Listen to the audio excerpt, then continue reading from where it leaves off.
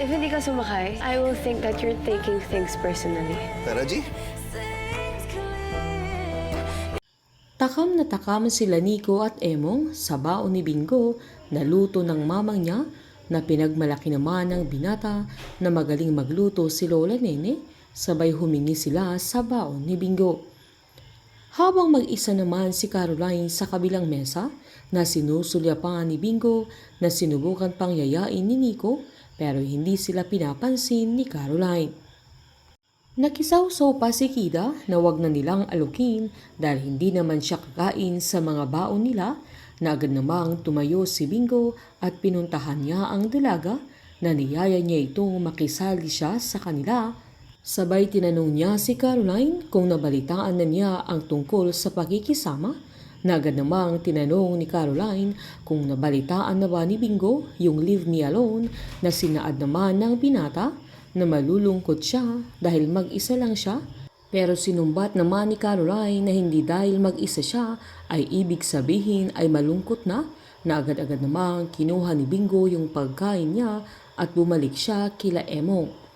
Kinantsawan pa siya ni Nico na parang mas lalo niyang binadtrip si Caroline. Pagbalik nila sa kanilang mga trabaho ay nagulat si Bingo nang pinatawag siya ni Caroline sa may mga locker ng empleyado dahil mag-i-inspect sila na inasar ni Kida na may bago na namang patakaran na ganun sa bodega.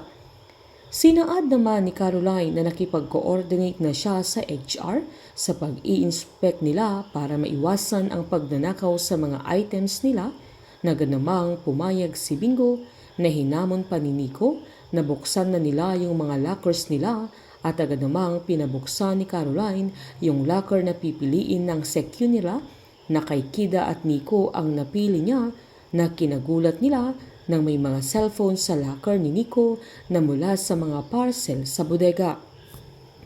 Dahil hindi aamin si Nico na kinuha niya ang mga cellphones, ay agad tinanong ni Caroline kung sinong nagnakaw ng mga cellphones na agad namang nagtinginan sila Kida at Nico at sinenyasan siya ni Kida kaya hindi umamin ang binata.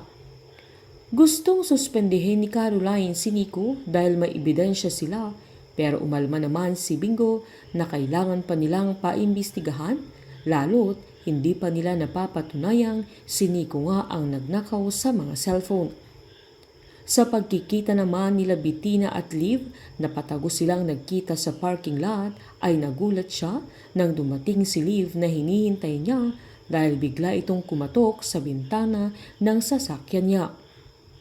Agad tinanong ni Bettina kung walang nakakita kay Liv na pumunta siya doon na pinasigurado naman ng kaibigan niya na walang nakakita sa kanya.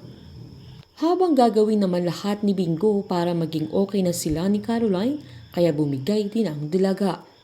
Nang malaglag sana yung mga pabango dahil inakyat ito ni Caroline ay masasalo siya ni Bingo na hindi magawang lunukin ni Caroline yung pride niya kaya sinabihan niya si Bingo na pinapatawad na niya ang binata sabay inalok niyang sumakay ito sa sasakyan nila pero inayawan ni Bingo at giniit ni Caroline na kung hindi siya sasakay ay iisipin niyang pinepersonal niya ang lahat ng bagay kaya walang nagawa si Bingo kundi alalayan pa si Caroline sa pag-akyat nila sa sasakyan ng dalaga.